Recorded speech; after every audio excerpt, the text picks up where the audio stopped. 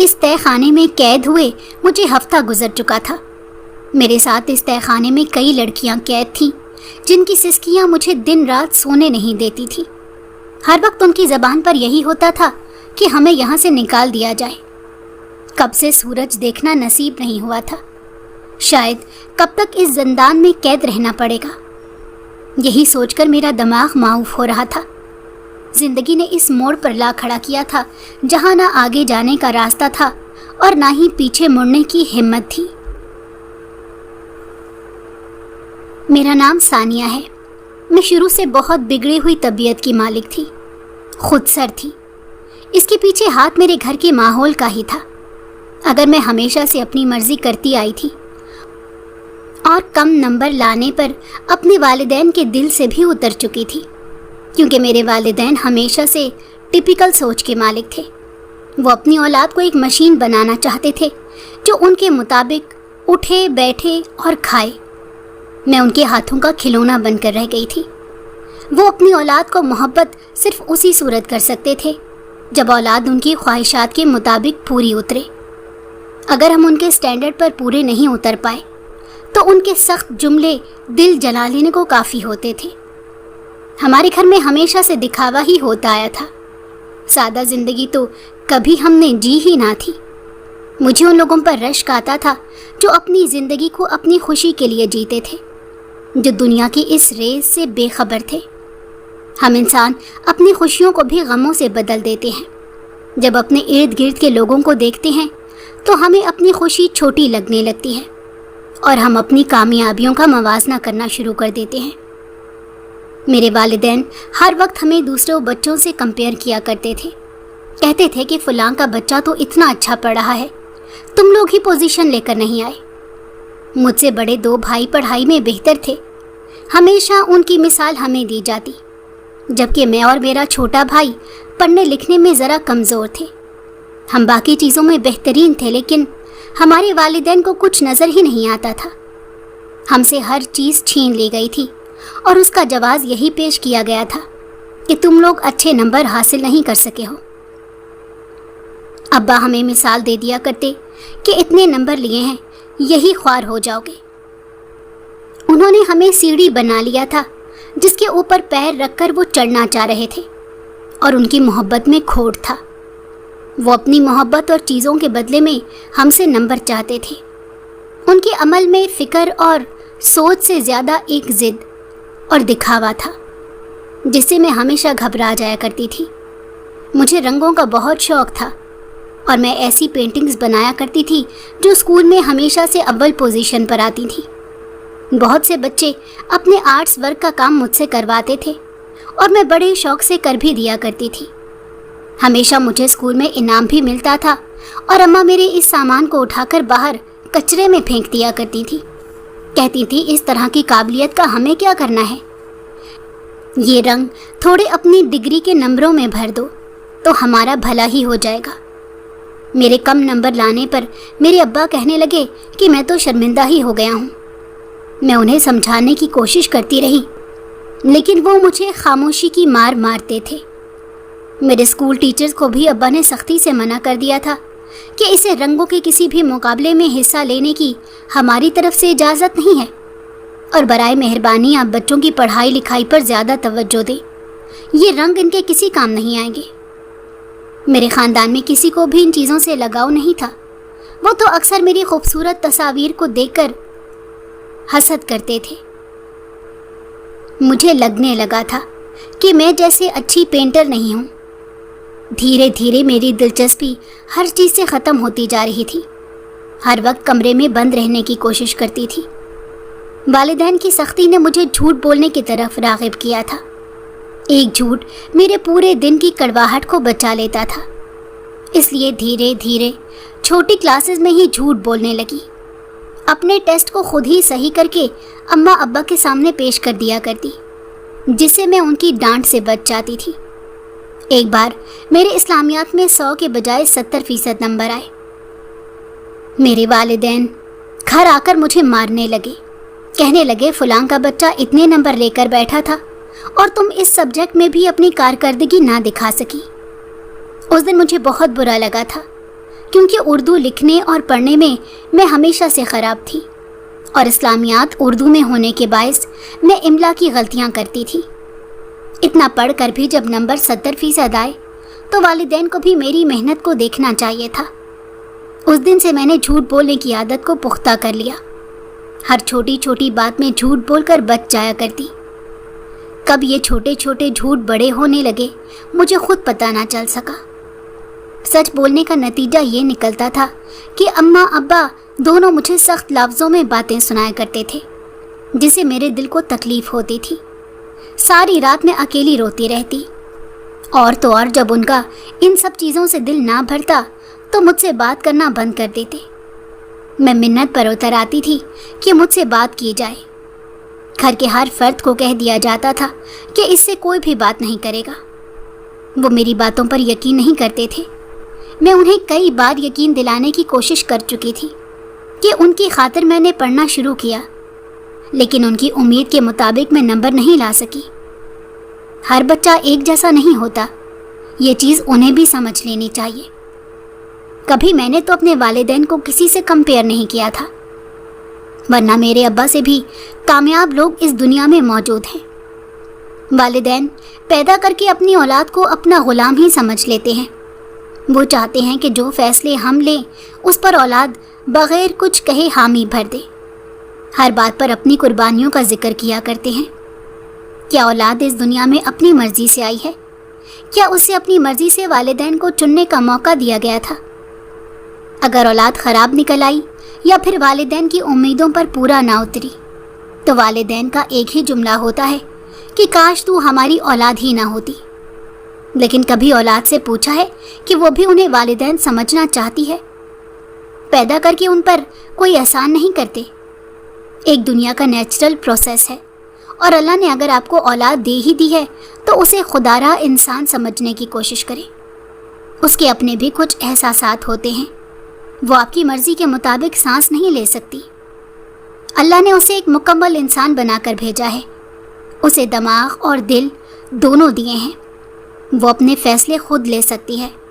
بس آپ اپنی اولاد کو صحیح اور غلط کی تمیز سکھا سکتے ہیں، لیکن کبھی بھی زبردستی اسے اچھا برا محسوس نہیں کروا سکتے۔ میرے والدین میری ہر خوشی میں شریک نہیں ہوتے تھے۔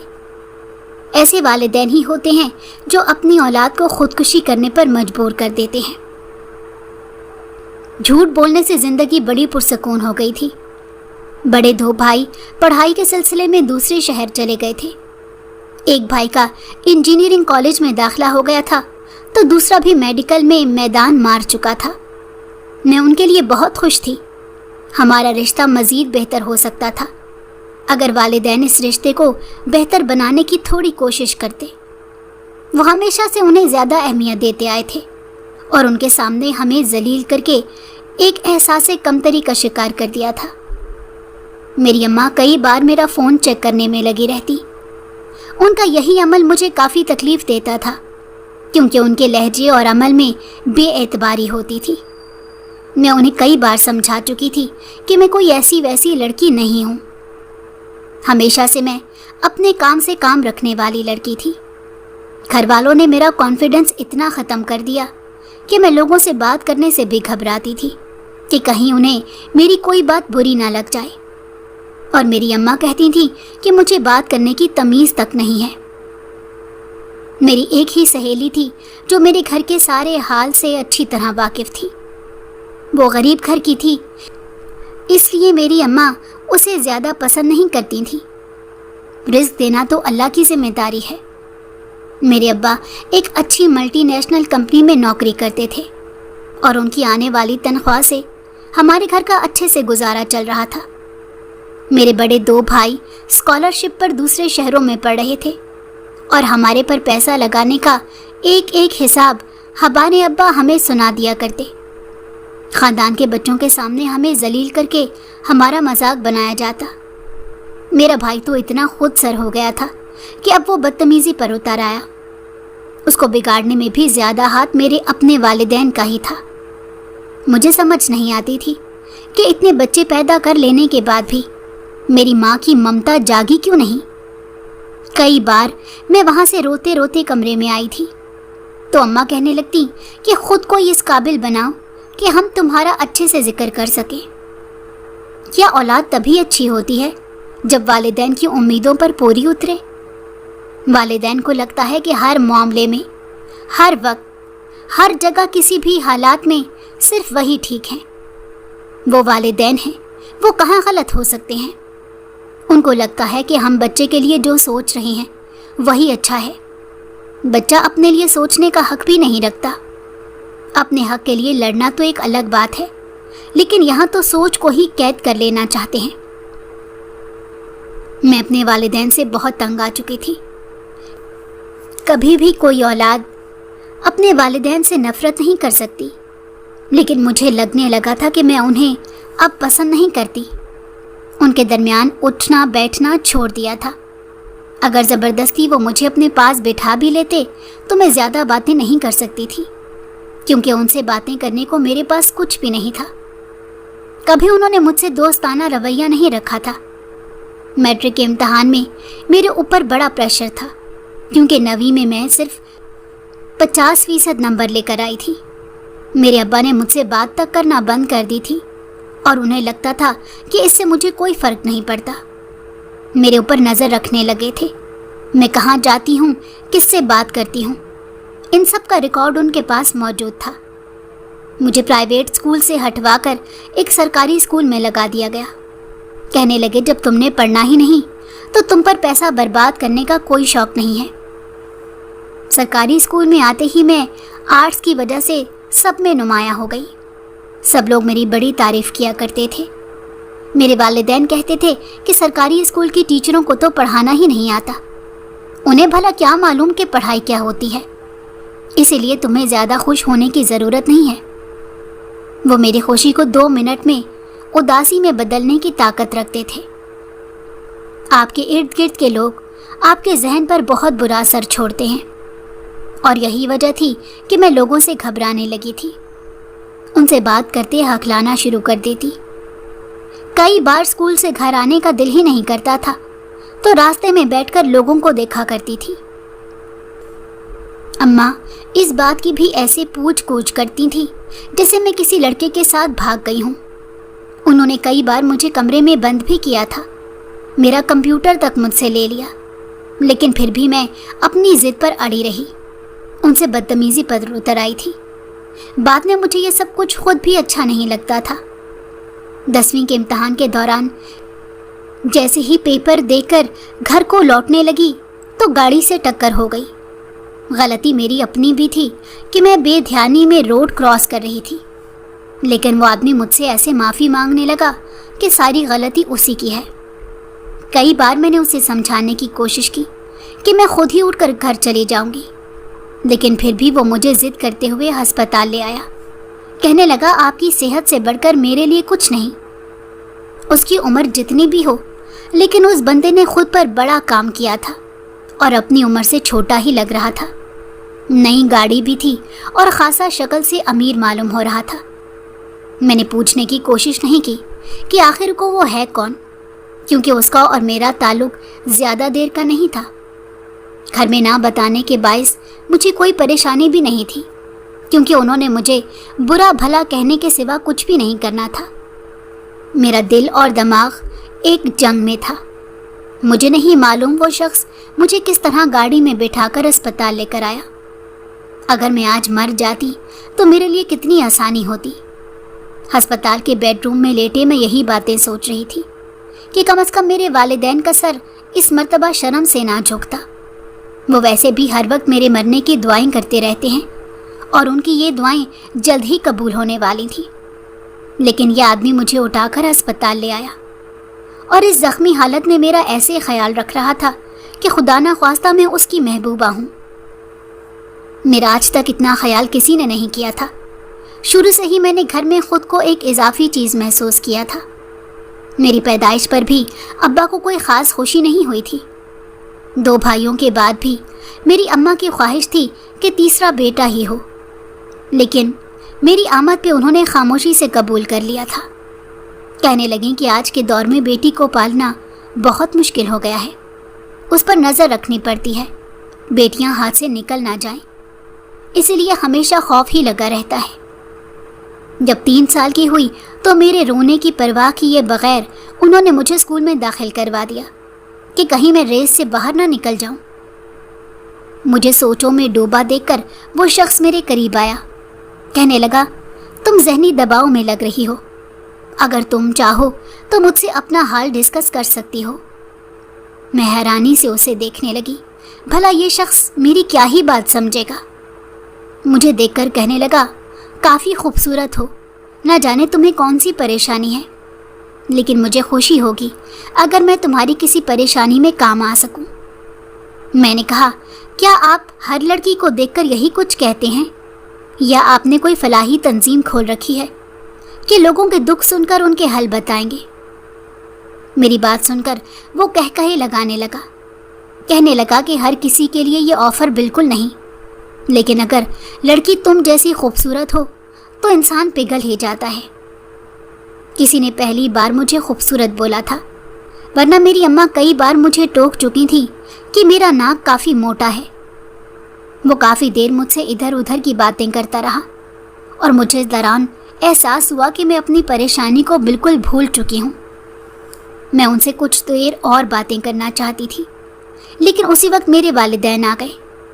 میری اماں مجھے دیکھ کر کہنے لگیں کہ امتحان کے دوران تم اسی طرح غائب دماغی سے سڑک پار کرنے لگتی ہو۔ اس شخص کے سامنے ہی مجھے ڈانٹنا شروع کر دیا کہ یقیناً تمہارا پیپر اچھا نہیں ہوا ہوگا۔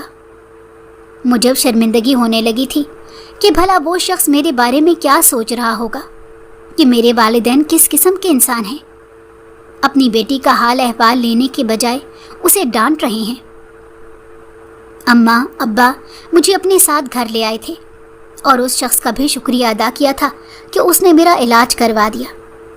گھر آ کر مجھے کافی شرمندگی ہوئی تھی کہ میرے والدین کو اس کے سامنے مجھ سے ایسی بات نہیں کرنی چاہیے تھی، لیکن میں تو بھول ہی گئی تھی کہ عزت تو صرف ان کی ہے، ہماری اپنی تو کوئی سیلف ریسپیکٹ نہیں۔ گھر میں کسی کو بھی میرے اس ایکسیڈنٹ سے کوئی فرق نہیں پڑا تھا۔ مجھے وہ آدمی بار بار یاد آنے لگا جس کو میرے ذرا سے زخموں کی اتنی پرواہ ہو گئی تھی، جو میری آنکھوں کو دیکھ کر یہ سمجھ گیا تھا کہ میں کسی بات پر بڑی پریشان ہوں۔ 2 گھنٹے میں اس نے جتنی باتیں ہوئی تھی وہ واقعہ میں اپنے ذہن میں دہرانے لگی۔ میرے چہرے پر خود بخود مسکراہٹ آ گئی اور اللہ سے دعا کی کہ میرا دوبارہ بھی اس شخص سے سامنا لازمی ہو۔ اگلے دن جب پیپر دینے میں گھر سے باہر نکلی تو وہ آدمی پہلے سے میرا منتظر کھڑا تھا، کہنے لگا، میں تمہیں اسکول چھوڑ دیتا ہوں۔ میرے دل میں آیا کہ انکار کر دیتی ہوں، لیکن میں واقعی اس کے ساتھ وقت گزارنا چاہتی تھی، اسی لیے بجائے کچھ کہنے کے گاڑی میں بیٹھ گئی۔ کافی دیر خاموشی کے بعد اس نے ہی باتوں کا آغاز کیا۔ یہ ہماری دوسری ملاقات تھی، لیکن اب تک میں اس سے نام تک پوچھ نہ پائی تھی۔ میرے امتحان کے بارے میں پوچھا تو میں نے 2 لفظوں میں کہہ دیا کہ ٹھیک ہو رہے ہیں۔ میرے والدین مجھ سے زیادہ خوش نہیں رہتے، اسی لیے آپ کو کل جو کچھ بھی دیکھنے کو ملا وہ میری زندگی کا حصہ ہے۔ میری بات سن کر کہنے لگا، یہ تو بہت غلط ہے۔ اس طرح باتوں باتوں میں ہمارا سفر کٹ گیا۔ گھر والوں سے چھپ کر میری ملاقاتیں بڑھنے لگی تھیں۔ اس کے ساتھ وقت گزار کر مجھے اچھا لگتا تھا۔ امتحان ختم ہوئے تو ملاقاتوں کا سلسلہ بھی کم ہو گیا۔ کئی بار ماں کی غیر موجودگی میں انہیں بتائے بغیر گھر سے نکل جاتی تھی۔ میں نے اپنے والدین کے بارے میں سب کچھ بتا دیا تھا کہ میرے والدین مجھ سے ذرا محبت نہیں کرتے۔ اس کو پیار سے میں راجا کہتی تھی۔ راجا کا بھی اس دنیا میں کوئی اپنا نہیں تھا۔ اس کے والدین کا انتقال ہو چکا تھا اور غریبی کے باعث کسی لڑکی نے اس سے شادی کرنے کی حامی نہیں بھری تھی، لیکن اب راجا کی زندگی میں آ چکی تھی۔ وہ بھی کہتا تھا کہ تمہارے والدین تمہارے ساتھ بہت غلط کرتے ہیں۔ ہم دونوں ایک دوسرے کی محبت میں ڈوب چکے تھے، ایک دوسرے کو پسند کرنے لگے تھے۔ میں نے اسے کہہ دیا تھا کہ اس بار تم میرے گھر رشتہ لے کر آ جانا، میں کسی طرح بھی اپنے گھر والوں کو منا لوں گی۔ میں مزید اپنے گھر والوں کے ساتھ نہیں رہنا چاہتی۔ راجا بے حد خوبصورت انسان تھا۔ اس سے ملنے کے بعد مجھے احساس ہونے لگا کہ مجھ میں بھی کچھ خاص ہے، تبھی تو کوئی مجھے اتنا پیار کرتا ہے۔ जब उसने मुझे अपनी मोहब्बत का इजहार किया तो मैं इनकार नहीं कर पाई थी। हम अपनी मोहब्बत में बहुत आगे निकल आए थे। मैंने पूरा इरादा कर लिया था कि अगर मेरे घर वालों ने मुझ पर कोई पाबंदी लगा दी तब भी मैं घर से भागकर राजा से ही शादी कर लूँगी। किसी भी सूरत इस शख्स को अकेले नहीं छोड़ूंगी। वो पहले ही ज़माने के दुख का सताया हुआ है। मेरी माँ को मुझ पर शक सा हो गया था। कहने लगी, तुम मुझे अपना फ़ोन चेक करवाओ। फ़ोन चेक करके जब तसल्ली हो गई तो भी शक की नज़रों से मुझे देखने लगी। मैंने कहा कि आप लोगों ने मुझे खुद की नज़रों में ही गिरा दिया है। मैंने कहा, जब तक आपकी तसल्ली मुकम्मल नहीं हो जाती आप फ़ोन को अपने पास ही क्यों नहीं रख लेती।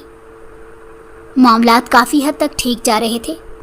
जब से सरकारी स्कूल में आई थी ज़िंदगी में सुकून ही सुकून था, क्योंकि वो लोग फ़ोन करके अम्मा अब्बा को मेरी शिकायत नहीं लगाया करते थे। मैं भी स्कूल जाने की बजाय सारा दिन राजा के साथ गुजारना पसंद करती। मैंने उसके बारे में किसी को नहीं बताया था। बड़ी खामोशी से मेरी मोहब्बत परवान चढ़ रही थी कि ना जाने उसको किसकी नज़र लग गई। मैं एक रोज़ अपनी दोस्त के घर गई। वो एक गरीब ड्राइवर की बेटी थी। मेरी अम्मा कई बार उसे दोस्ती करने से मना कर चुकी थी।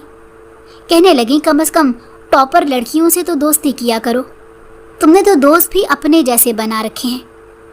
मैंने कहा, आपको मेरे दोस्तों से कोई फ़र्क नहीं पड़ना चाहिए। कम से कम आपके दोस्तों से तो बेहतर हैं जो आपको ही नीचा दिखाकर चले जाते हैं।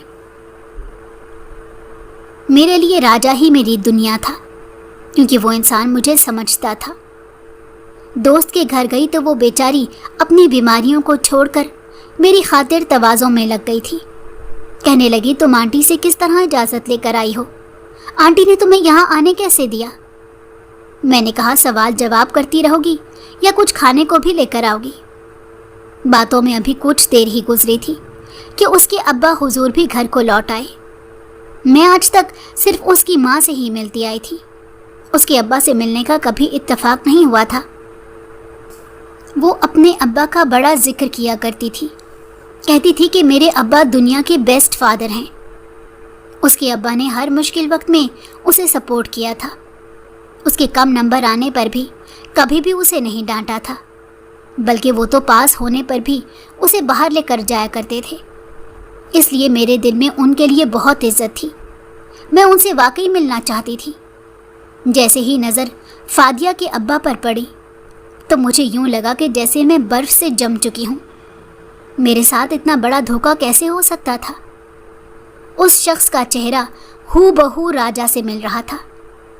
खुद को बड़ी मुश्किल से संभालते हुए मैं उनके सामने गई और कहा कि आपने मुझे धोखा कैसे दिया? मेरी बात सुनकर वहाँ पर हर फर्द हैरानी से मुझे देखने लगा और मैं चीख चीख कर उनसे सवाल कर रही थी। मेरी हालत ख़राब होती जा रही थी।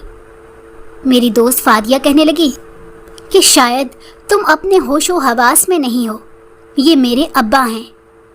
मैंने कहा, तुम खामोश रहो, ये मेरे राजा हैं। उन्होंने तो मुझसे कहा था कि उनकी कभी शादी नहीं हुई। ये सदमा इतना गहरा था कि मैं बेहोश हो चुकी थी। जब होश आया तो मेरी दोस्त मेरे सिरहाने बैठी थी। कहने लगी, तुम्हें ज़रूर कोई गलत फहमी हुई है।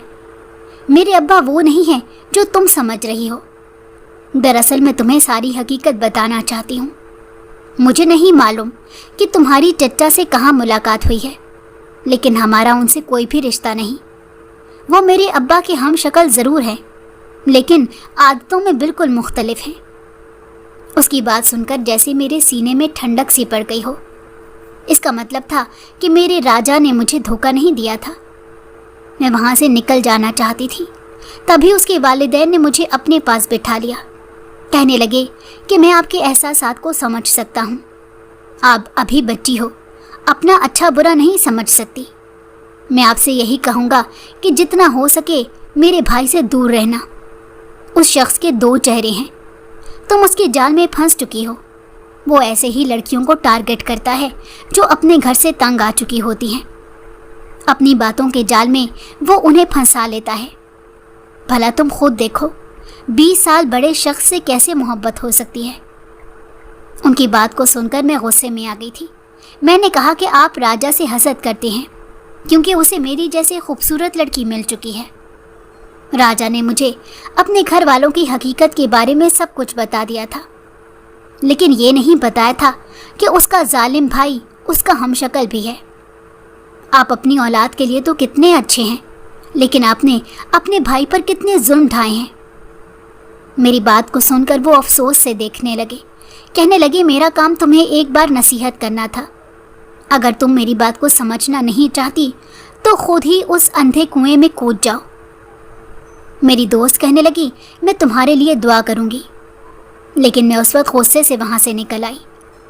سب لوگ میرے اور راجا کے خلاف ہیں، میں ان کی کسی بھی بات پر ایمان نہیں لائی تھی، بلکہ گھر آ کر میں نے چپکے سے راجا کو ساری حقیقت بتا دی تھی۔ وہ رونے لگا اور کہنے لگا دیکھو، میں تمہیں ہمیشہ سے سچ کہتا تھا کہ جو میں کہہ رہا ہوں وہ بالکل ٹھیک ہے، سب لوگ میرے خلاف ہیں۔ میں نے کہا کہ جلد ہی ہم یہاں سے چلے جائیں گے، ایسی جگہ دنیا بسا لیں گے جہاں کوئی بھی ہمیں ڈھونڈ نہیں سکے گا۔ اگلے دن اسکول جا کر میں نے فادیہ سے کوئی بات چیت نہیں کی۔ وہ مجھے میرے گھر بھی ملنے آئی تھی، لیکن میں نے امی کو کہہ دیا کہ آپ کی وجہ سے میں نے ایسے لوگوں میں اٹھنا بیٹھنا چھوڑ دیا ہے، اس لیے جب وہ گھر آئے تو اسے خود ہی سمجھا کر واپس بھیج دیجیے گا، میں اسے ملنے بالکل نہیں جاؤں گی۔ میری اس تبدیلی سے میری ماں بے حد خوش ہوئی۔ زندگی میں پہلی بار اس نے شاید میرا محبت سے ماتھا چوما تھا۔ پڑھائی کا بہانہ کر کے میں کمرے میں چلی گئی۔ میں نے ایک بات نوٹ کی تھی کہ درمیان میں راجا غائب ہو گیا تھا۔ وہ ہر روز نئی گاڑی میں آیا کرتا اور اس کے کئی بنگلے بھی تھے۔ میں نے ایک روز اس کا پیچھا کرنے کا سوچا کہ آخر کو اپنے راجا کو سرپرائز دے سکوں۔ اسکول سے واپسی پر راجا مجھے لینے آیا، لیکن میں باہر نہ نکلی۔ مایوسی سے وہ وہاں سے نکل گیا۔ میں اس کا پیچھا کرنے لگی تاکہ وہاں جا کر راجا کو سرپرائز دے سکوں۔ یہ ایک عجیب سا گھر تھا، اتنے بڑے بنگلے میں کوئی چوکیدار نہیں تھا۔ یہ بات بڑی حیرانی کی تھی۔ راجا اندر گیا تو میں بھی پیچھے پیچھے اندر کو چل دی۔ اندر جانے کے بعد وہ عجیب راستوں سے گزرنے لگا۔ یہ راستے جان پوچھ کر چھپا کر بنائے گئے تھے۔ اچانک سے وہ ایک تہہ خانے کا دروازہ کھولنے لگا۔ اندر سے لڑکیوں کے رونے کی آوازیں آ رہی تھی۔ میرے دل کی دھڑکن تیز ہو چکی تھی، یوں لگ رہا تھا جیسے چونٹیاں میرے جسم پر رینگ رہی ہوں۔ راجا نے کبھی بھی مجھے اس گھر کے بارے میں نہیں بتایا تھا۔ وہ تو کہتا تھا کہ میرا ایک ہی فلیٹ ہے، اور نہ جانے کون سی لڑکیاں نیچے رو رہی تھیں۔ میرے اندر نیچے جانے کی ہمت نہیں تھی۔ میں وہیں سے بھاگ کر واپس جانے لگی، لیکن میری قسمت شاید خراب تھی کہ راجا نے مجھے دیکھ لیا۔ زبردستی پکڑ کر مجھے تہہ خانے میں لے آیا۔ بھلا اس جیسے مرد سے میں کیسے مقابلہ کر سکتی تھی؟ اندر جانے کے بعد میرا دل خراب ہونے لگا تھا۔ یہاں پر ہر لڑکی زخمی حالت میں پڑی ہوئی سسک سسک کر یہی کہہ رہی تھی کہ مجھے اپنے گھر واپس جانا ہے، جس پر راجا ہنستے ہوئے ان کی بے بسی کا مذاق بنا رہا تھا۔ مجھے لانے کے بعد کہنے لگا دیکھو، تم لوگوں کی ایک نئی مہمان آئی ہے۔ راجا کا لب و لہجہ اچانک سے بدل چکا تھا۔ میں نے کہا یہ سب کیا ہے؟ اگر تم میرے ساتھ مذاق کرنے کی کوشش کر رہے ہو تو یہ بہت برا مذاق ہے، میں تم سے پکا پکا ناراض ہو جاؤں گی۔ میری بات سن کر وہ ہنسنے لگا اور کہنے لگا تمہیں یہ سب کچھ مذاق لگ رہا ہے، آج سے تم بھی ان جیسی زندگی ہی جیو گی۔ میں نے کہا میں نے تم سے محبت کی تھی، تمہیں سب سے بڑھ کر چاہا تھا، تم پر اعتبار کیا تھا، لیکن تم نے میرے اعتبار کو توڑا ہے۔ میں تو تمہیں فرشتہ صرف انسان سمجھتی تھی۔ میری بات سن کر وہ ہنسنے لگا اور کہنے لگا میں شروع سے ایسی لڑکیوں کو ٹارگٹ کرتا تھا جو اپنے گھر سے ستائی ہوئی ہوتی تھیں۔ تم بھی اپنے گھر والوں کی نفرت کا شکار تھی، اسی لیے میری ذرا سی توجہ اور محبت دینے پر میری طرف راغب ہو چکی تھی، اور میں نے موقع کا فائدہ اٹھاتے ہوئے تمہیں اپنے جال میں پھنسا لیا۔ تمہیں کیا لگتا ہے کہ تم میری محبت ہو؟ میرے بھائی نے میرے بارے میں جو کچھ بھی کہا تھا وہ لفظ بلفظ سچ تھا۔ میرا اس سے رشتہ بھی اسی وجہ سے ٹوٹا ہے کہ وہ چاہتا تھا میں یہ کام چھوڑ دوں اور اس کی طرح غریبی کی زندگی گزاروں۔ میں اس پر چیخنے چلانے لگی، لیکن اس کا کوئی فائدہ نہیں ہوا۔ وہ مجھے اس تہخانے میں بند کر کے جا چکا تھا۔ اس کے ساتھ ہی میری محبت کا بھوت بھی اتر چکا تھا۔ میرے قریب آ کر ایک لڑکی کہنے لگی کہ جن لڑکیوں کو ان کے والدین پسند نہیں کرتے انہیں کوئی بھی پسند نہیں کر سکتا۔ ہم نے خود اس راجا کو خود کے جذبات کے ساتھ کھیلنے کی اجازت دی ہے۔ بھلا ہمیں اتنا تو مضبوط ہونا ہی چاہیے تھا کہ خود تنے تنہا اپنے لیے کچھ کر سکتی۔ وہاں آئی ہر لڑکی کی کہانی بہت مختلف تھی۔ کسی کے والدین بیٹے چاہتے تھے، اسی وجہ سے بیٹیوں کو ہمیشہ برا بھلا کہا کرتے تھے، تو کوئی اپنی کم عمری میں ایسی غلطی کر بیٹھی تھی جس کی معافی انہیں آج تک نہ ملی تھی۔ ایک لڑکی ایسی بھی تھی جس کی سوتیلی ماں نے خود لا کر اسے راجا کے پاس چھوڑا تھا۔ میرے گھر والے تو شاید مجھے مردہ تسلیم کر چکے ہوں گے۔ انہوں نے مجھے ڈھونڈنے کی کوشش بھی نہیں کی ہوگی اور بد دعائیں دینا شروع کر دی ہوں گی۔ اللہ تعالیٰ نے ہمیں اس دنیا میں کس مقصد کے لیے بھیجا تھا، اس کا مجھے کچھ اندازہ نہیں تھا۔ میں بہت زیادہ خوفزدہ ہو گئی تھی۔ مجھے نہیں معلوم تھا کہ آگے راجا ہمارے ساتھ کیا کرنے والا ہے۔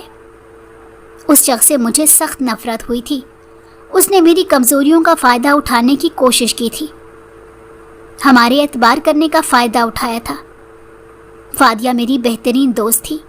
وہ بیچاری تو مجھے سمجھانا چاہتی تھی، لیکن میں نے ہی اس کی باتوں کو غور سے نہیں سنا۔ میری آنکھوں پر راجا کی محبت کی پٹی بن چکی تھی اور اس وقت میں خود کو کوس رہی تھی۔ ہمیں یہاں آئے ایک ہفتہ گزر چکا تھا۔ صبح کے وقت بہت کم روٹی اور راشن بھیجا جاتا تھا تاکہ آپس میں ہماری لڑائی ہو جائے، لیکن تھوڑا بہت مل بانٹ کر ہم کھا لیتے تھے۔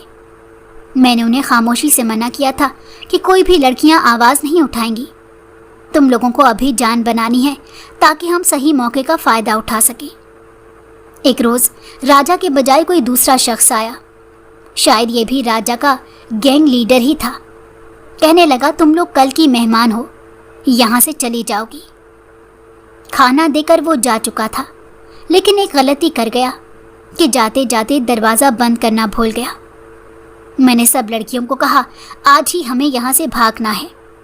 کھانا کھاتے ہی ہم وہاں سے نکلنے لگی۔ کوئی بھی پہرہ داری پر وہاں نہیں تھا۔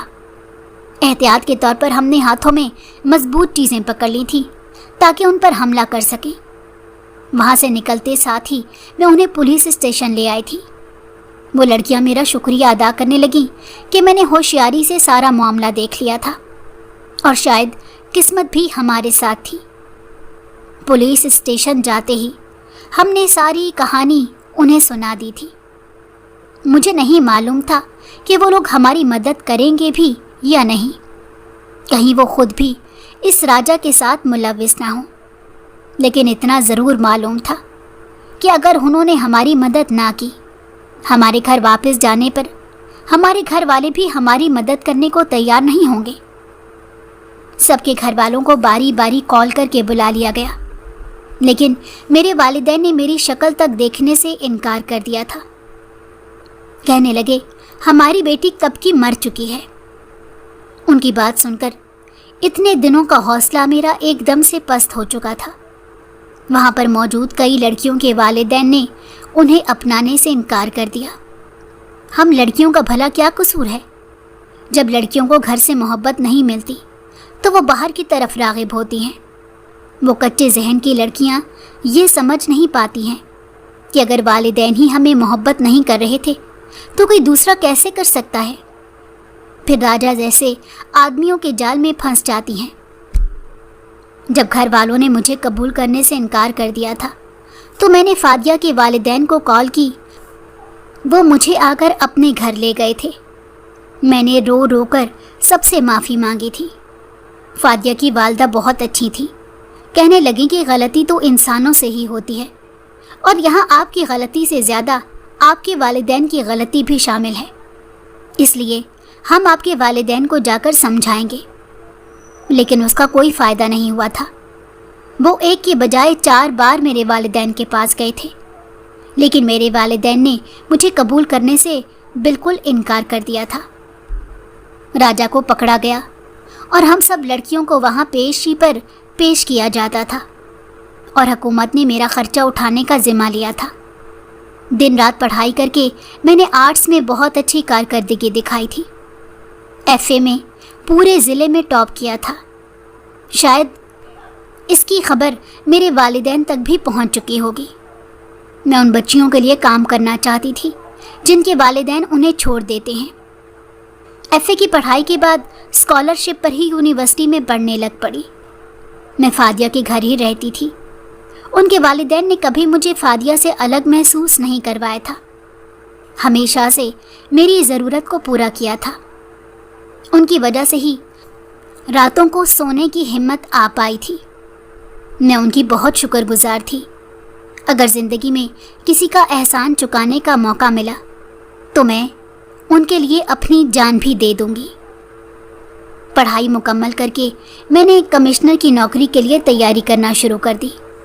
میں چاہتی تھی کچھ بن کر اپنے والدین کے سامنے کھڑی ہوں، ان سے سوال کر سکوں کہ انہوں نے میرا بچپن کیوں تباہ کیا تھا۔ اب میری قسمت میرے ساتھ تھی۔ میں نے خود پر بھروسہ کیا اور جس ماحول میں میں رہتی تھی وہاں کے لوگ مجھ پر بھروسہ کرتے تھے۔ فادیہ کے ابا کہنے لگے، ہماری بیٹی انشاءاللہ ضرور کامیاب ہوگی۔ ان کا چہرہ دیکھ کر مجھے ہمیشہ راجا کی یاد آتی تھی۔ پہلے تو میں غصے کو مشکل سے قابو کر پاتی تھی، لیکن دھیرے دھیرے سمجھ آنے لگی تھی کہ یہ دو مختلف انسان ہیں۔ کمشنر کے امتحانات میں پاس ہو چکی تھی اور مجھے میری من پسند نوکری بھی مل گئی تھی۔ پولیس کے ڈپارٹمنٹ میں جا کر میں نے اپنا نام خود روشن کیا۔ جب میرے والدین کو معلوم ہوا کہ میں اتنے بڑے عہدے پر لگ چکی ہوں تو وہ مجھ سے ملنے آئے تھے، لیکن اب میں ان سے ملنا نہیں چاہتی تھی۔ میں نے انہیں 2 گھنٹے ویٹ کروایا تھا تاکہ وہ اس قیمت کو سمجھ سکے کہ جب کسی کو آپ کی ضرورت ہوتی ہے اور آپ انہیں نہیں ملتے تو آپ کو کیسا لگتا ہے۔ میری ماں مجھے کہنے لگی، تم نے جو غلطیاں کی ہیں ہم اس کو بھول کر تمہیں اپنے گھر واپس لے جانے کو آئے ہیں، آخر کو تم ہماری ہی ذمہ داری ہو۔ جن کے گھر تم رہ رہی ہو یہ لوگ تو شاید تمہاری کبھی شادی ہی نہ کریں، ساری زندگی تمہارے پیسوں پر عیش کرنے کا سوچ رہے ہوں گے۔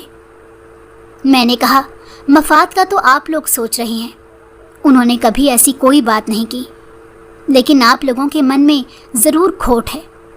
جب تک اولاد ناکام رہی میں نے برا وقت دیکھا، آپ لوگوں نے میری طرف منہ تک نہیں کیا۔ اس وقت آپ کی ممتا کدھر چلی گئی تھی؟ جن غلطیوں کے بارے میں آپ بات کر رہی ہیں وہ غلطیاں دراصل آپ لوگوں کی تھیں۔ اولاد کو پالنے کا ڈھنگ آپ لوگوں کو آتا ہی نہیں، ایک مشین کی طرح اولاد کو غلام سمجھ لیتے ہیں۔ میرے دل میں آپ لوگوں کے لیے کوئی محبت باقی نہیں رہی ہے۔ میں نے اس وقت سمجھ لیا تھا کہ میرے والدین میرے لیے مر چکے ہیں، جس طرح کچھ سالوں پہلے میں آپ لوگوں کے لیے مر چکی تھی۔ اب یہ برا وقت جیسے میں نے اکیلے گزارا تھا، یہ وقت اکیلے گزاروں گی۔ وہ لوگ واپس جا چکے تھے۔ اس رات میں بہت روئی۔ بظاہر تو میں بڑی مضبوط بن چکی تھی، لیکن اندر سے وہی چھوٹی بچی تھی جو کسی پر اعتبار کرنے سے ڈرتی تھی۔ مجھ کو معلوم تھا کہ میں کسی کے لیے خاص نہیں ہوں، اپنی زندگی کو دوسروں کے لیے وقف کر دیا تھا۔ اس دوران فادیہ کی شادی بھی ہو گئی تھی اور میں نے اس کے والدین کی ذمہ داری اٹھا لی تھی۔ بے سہارا لڑکیوں کی پوری مدد کیا کرتی تھی، ان کے والدین سے جا کر خود بات کرتی تھی، ایسی لڑکیوں کو سمجھایا کرتی تھی کہ اپنی زندگی کبھی بھی کسی دوسرے مرد کے لیے خراب کرنے کی ضرورت نہیں ہے۔ فادیہ کے والدین تو میری شادی بھی کرنا چاہتے تھے، لیکن میں نے خود انہیں منع کر دیا تھا کہ شاید میں یہ رشتہ ابھی سنبھال نہیں سکتی ہوں۔ جب دھیرے دھیرے میرا زخم بھرے گا تو ضرور زندگی میں یہ رشتہ بنانے کا سوچوں گی۔